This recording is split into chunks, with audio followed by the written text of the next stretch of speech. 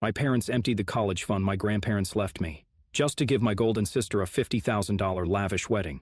She deserves it more, they said without shame.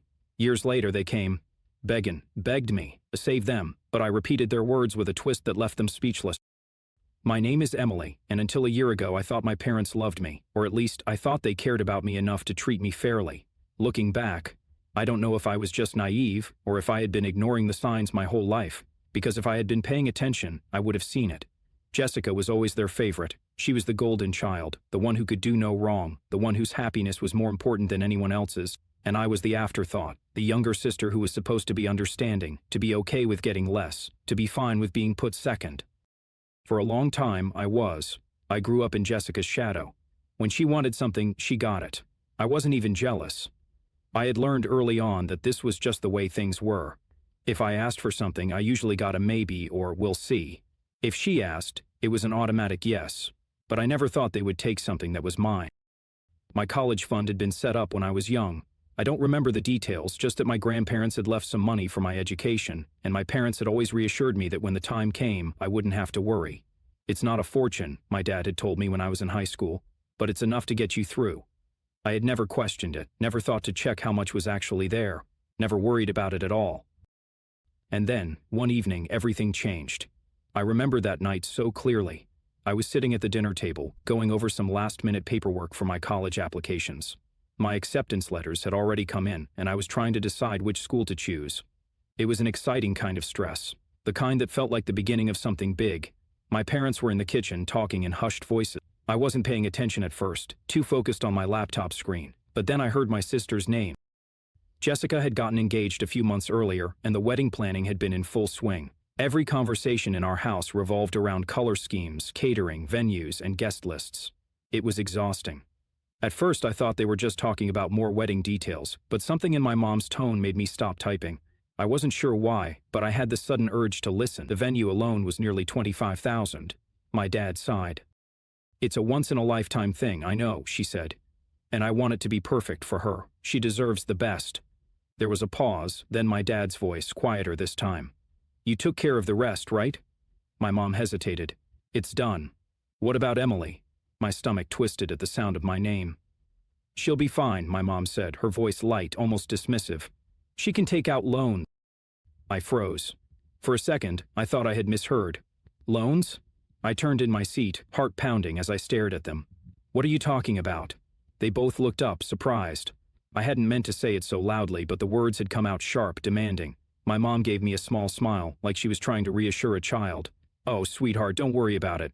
I pushed my chair back, standing up. "Don't worry about what?" My dad let out a heavy sigh. "Emily, sit down." I didn't. Instead, I took a step closer, my mind racing. "What did you mean when you said I could take out loans?" My mom and dad exchanged a look, and I could tell they were deciding how much to tell me, how much they could get away with. I felt sick. Finally, my mom let out a small sigh, like this was a conversation she really didn't want to have. My ears started ringing. I opened my mouth, but no sound came out. I looked at my dad, hoping, praying that he would say something, that he would tell me she was wrong. He didn't. Instead, he just sighed again, rubbing his temples like I was the one being difficult. "Emily, don't overreact." "Overreact?" I let out a short, bitter laugh. "You used my college fund for Jessica's wedding, and you think I'm overreacting?" My mom frowned, looking genuinely confused. "Well, yes. You can always take out loans, Emily. College isn't going anywhere." I gripped the edge of the table. "That money was supposed to be for my education. And you'll still get an education," she said patiently, like I was a stubborn child. "Plenty of people take out student loans, it's normal." I could feel my hands shaking. "It was my money. It was family," my dad corrected. "And we had to make a choice." I shook my head, trying to process this. "A choice between my future and a party?" "Emily," my mom sighed, exasperated now. "It's not just a party. It's Jessica's wedding. It's one of the most important days of her life. We couldn't just give her a half-hearted celebration." I felt like I was going to throw up.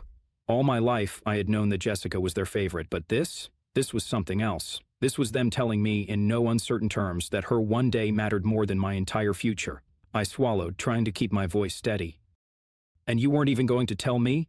"We were going to sit you down and explain," my dad said. "Like that made it better. We just hadn't gotten around to it yet." I clenched my jaw. Jessica chose that moment to walk into the kitchen, humming to herself. She stopped when she saw me, her eyes flicking between me and our parents. What's going on?" I turned to look at her, and suddenly the anger inside me had a direction. "You knew, didn't you?" I asked, my voice dangerously quiet. Jessica blinked. "Knew what?" "That they were using my college fund to pay for your wedding." She hesitated just for a second, then shrugged. "Mom and Dad said it was fine. They said you'd be okay." My whole body went cold. She didn't even care. I had always thought of Jessica as selfish, but I never thought she would be this selfish. "You didn't even think to ask me," I whispered. "Didn't think to see if I was okay with it?" She frowned. "Emily, why are you making such a big deal out of this?" I laughed. I actually laughed because it was a big deal. It is.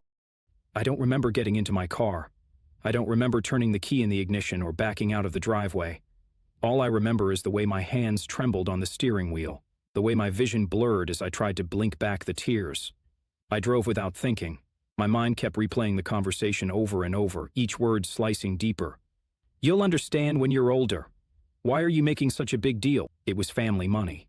I pulled into an empty parking lot and just sat there. For the first time in my life, I felt truly alone. My parents had chosen Jessica again, but this time they hadn't just favored her. They had taken from me, taken something that was supposed to be mine, something I had counted on, and they hadn't even cared enough to tell me. I let my head fall against the steering wheel, my breath shaky. It wasn't just about the money. It was about what it meant. They didn't value me. They didn't care about my future. They didn't even see me as important enough to deserve a conversation before they made their decision. I don't know how long I sat there, but eventually my phone buzzed. I wiped my face and looked at the screen. Jessica texted, "Are you seriously still mad?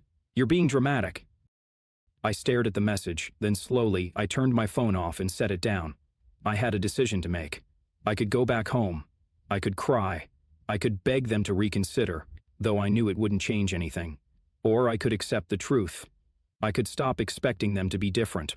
I could stop waiting for them to see me the way I had always wanted them to. And I could walk away. It wasn't an easy decision, but in that moment, sitting alone in my car with the weight of betrayal pressing down on me, I made a choice. I was going to take care of myself. I didn't go back home that night. Instead, I went to a friend's house, someone who had always been there for me in ways my own family never had. She didn't ask too many questions, just let me crash on her couch and gave me a blanket. The next morning, I started looking for jobs. I wasn't going to college anymore, at least not right away. I had no money for it, and I sure as hell wasn't about to put myself in debt while my sister waltzed into a fairy tale wedding funded by what was supposed to be my future. So I worked. At first, it was just a basic job at a coffee shop, early shifts, long hours, aching feet. But I wasn't just working for a paycheck. I was working with a purpose. Every spare moment I was learning. I spent my nights researching, watching videos, taking notes. I stumbled into the world of online business, side hustles, passive income, and for the first time I felt hopeful. I started a small business online. At first it barely made anything, just a couple of dollars here and there, but I kept at it. While Jessica was off planning her wedding, I was building something real. By the time her wedding day arrived, I wasn't there. I wasn't invited, not that I would have gone anyway. They never called to ask where I was, never sent a message to check in. It was like I had just stopped existing to them. And honestly, that was fine because while they were celebrating Jessica's big day, I was grinding. I was putting in the work. And by the end of that first year, I had done what I never thought possible. I had made $300,000. 1 year later, I was sitting in my apartment, when my phone rang. It was a number I didn't recognize, but something told me to answer. I pressed the button and lifted it to my ear. "Hello?" There was a pause. Then, "Emily?" I knew that voice. It was my mother. I leaned back in my chair, crossing my legs. "Well, sweetheart, it's been a while. How have you been?" I smiled to myself. "Oh, just making a living." Another pause. "That's good," she said quickly. "That's really good." I waited. I could feel it coming. "Well," she continued, her voice suddenly much softer, "we were actually hoping we could talk to you about something." I raised an eyebrow. "Oh, yes," she said, clearing her throat. "You see, things have been a little difficult for us financially lately." There it was. I almost laughed. "Oh," I said again, keeping my voice neutral. "What happened?" "Well," she hesitated. "We had to take out some loans for Jessica's wedding, and things haven't exactly been easy. Your father and I were just wondering if you might be able to help out a little, just until we get back on our feet." "Just until you get back on your feet," I finished for her. My voice was calm, but inside I felt a slow, burning amusement. There was a pause. "Yes," she said, a little too quickly. "Just a little help, as a family." Family. The word felt foreign coming from her. I leaned back in my chair, twirling a pen between my fingers. Just curious, I said, keeping my tone casual, but why me? Another pause. I could almost hear the gears turning in her head. Well, she finally said. We know you've been doing well for yourself. I let that sit between us for a moment. So they knew. They had ignored me for a year. No calls, no texts, not even a passing "how have you been?" But now, suddenly, when they were struggling, they remembered I existed. I could picture it so clearly, Jessica whining about money, my parents wringing their hands, then someone saying, "Wait a minute, doesn't Emily have money now?" I wanted to laugh. Instead, I tilted my head, my voice still low. "I thought you said I could always take out loans." Silence. I waited. Then my mother let out a nervous chuckle. "Oh, sweetheart, that was different." "Was it?" I asked, my voice sharp now. "Well, yes," she said, as if it were obvious. "You were young. You had time to figure things out. We just thought—" I interrupted, my patience thinning. "You didn't think. Not about me, anyway." There was a shift in her tone, a little more forceful now. "Emily, don't be like this. We are still your parents. After everything we've done for you, this is how you repay us?" I laughed. I actually laughed. "Everything you've done for me?" I repeated, incredulous. "You stole my college fund. You didn't even tell me about it. I had to find out like an afterthought. You didn't care how it would affect me. You didn't even bother to check on me after I left. And now that you need money, I'm suddenly your daughter again?" "That's not fair," she said sharply. "Fair," I shot back. "Fair would have been giving me a choice. Fair would have been at least acknowledging what you did instead of brushing it off. But you didn't because you didn't care. And now you expect me to care about your problems?" She scoffed, as if I was being ridiculous. "Emily, we are your family. We took care of you for years, gave you a roof over your head, and now, when we need you, you're just going to turn your back on us?" Ah, there it was, the guilt trip, classic. I exhaled slowly. "I don't owe you anything." The words came out quiet, firm, final. "Excuse me?" she said, her voice sharp with disbelief. "I don't owe you anything," I repeated, my voice steady. "You made your choice. You chose Jessica. You chose her wedding over my future. You told me to take out loans if I wanted to go to college. So why don't you do the same?" There was a sharp inhale on the other end of the line, then, "How dare you?" Bingo. My mother's voice had lost all its fake sweetness now. She sounded like what she truly was, angry, entitled, desperate. "After everything we've done for you, you're just going to let us struggle?" I felt a smile tug at my lips. "Yep, you ungrateful little—" I hung up. And for the first time in a long time, I felt free. But I should have expected what happened next. A week after that phone call, I was enjoying a quiet Saturday morning in my apartment, sipping coffee and scrolling through my phone, when I heard a knock at the door. At first, I thought it was a package delivery or maybe a neighbor, but when I checked the peephole, my stomach twisted. Standing outside were my parents, and behind them, arms crossed and looking annoyed, was Jessica. I took a deep breath, schooling my features into something neutral before unlocking the door and opening it just a crack. "Emily," my mother said, her voice laced with false warmth. "Sweetheart, we just wanted to talk." I raised an eyebrow. "Really? Because last time we talked, you called me ungrateful and hung up on me." My father cleared his throat, shifting uncomfortably. "We were upset," he muttered, avoiding my gaze. Jessica scoffed, arms still crossed. "Yeah, well, you were being a total bitch." I shut the door in their faces. The knock came again, harder this time.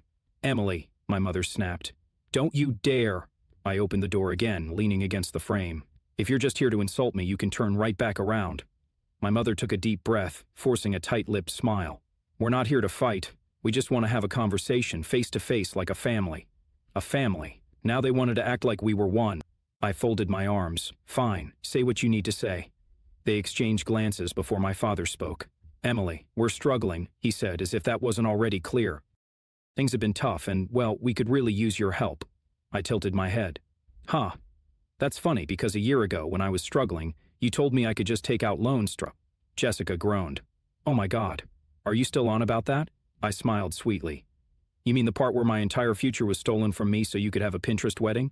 "Yeah, Jess, I am still on about that." Her face turned red. "You're being ridiculous. You're rich now, aren't you? It's not like you even needed college. Why does it even matter anymore?" I let out a low laugh. "Wow, you really don't get it, do you?"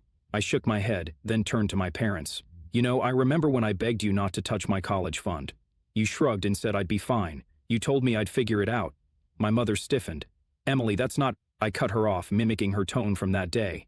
"Loans exist for a reason. A little struggle builds character. You're young, you'll bounce back. Their faces dropped. I watched them squirm for a second before continuing, my voice dripping with mock concern. So, why don't you take out loans?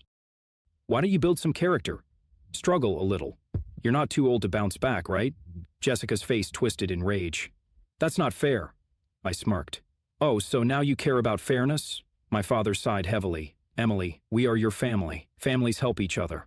I let that sink in for a moment, then very calmly I said, you weren't my family when you stole my future. You weren't my family when you didn't invite me to the wedding. You weren't my family when you ignored me for a year. You only remembered I was family when you needed money. Silence. Jessica clenched her fists. God, you're such a selfish brag. I shrugged. Maybe, but at least I can afford to be.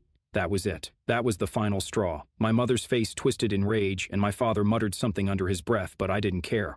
I stepped back inside, and without another word I shut the door in their faces. And this time, I didn't open it again. Another year passed. I didn't hear from them again, not directly at least. I'd get the occasional passive-aggressive text from distant relatives, things like, family is forever, Emily, or you'll regret turning your back on the people who raised you. I ignored them because while they were busy wallowing in self-pity, I was thriving. My business exploded. What started as a side hustle became a full-fledged empire. By the time I turned 23, I wasn't just comfortable, I was a millionaire. And my family? Oh, they were drowning. It wasn't just the debts. Jessica's marriage, the one they destroyed my future to fund, fell apart within a year. Turns out the perfect wedding doesn't guarantee a perfect marriage. She moved back home, broke, bitter, and angry at the world. My parents were worse off than ever. My dad's job cut his hours, my mom's little side business never took off, and with the economy the way it was, they were struggling to keep the house. And still, I heard nothing from them. Until one day, I got a text. Mom texted, Emily, please call me, it's important. I stared at the message for a long moment, then, out of pure curiosity, I called. She picked up on the first ring. Emily, she breathed, like she'd just been rescued from a shipwreck. Oh, sweetheart, A pause, then the same story started. How they were behind on the mortgage, how the bills were piling up, how the stress was tearing the family apart. And then, the real reason she called. Emily, she said, her voice trembling, we need your help. I smiled. Oh, what kind of help? She hesitated, like she was debating whether to say it outright or dance around it. Finally, she swallowed her pride.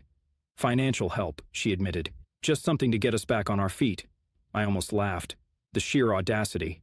I leaned back in my chair, twirling a pen between my fingers. So let me get this straight, I said slowly. You stole my future, you forced me to struggle, you told me to just take out loans, and now you want a handout? It's not like that, she said quickly. Emily, we're family. Oh, you mean like how I was family when you stole my college fund, or when you didn't invite me to the wedding, or when you ignored me for a year? Silence. I let it stretch for a moment before sighing dramatically. Well, Mom, I said, loans exist for a reason. A breath hitched. A little struggle builds character, I continued. You're not too old to bounce back, right? She started crying. I let her. When she finally stammered out, I don't know what we're going to do. I just smiled and said, you'll figure it out. And then I hung up. I haven't spoken to them since. As I sat there staring at my phone screen, I couldn't help but wonder. Was I being cruel?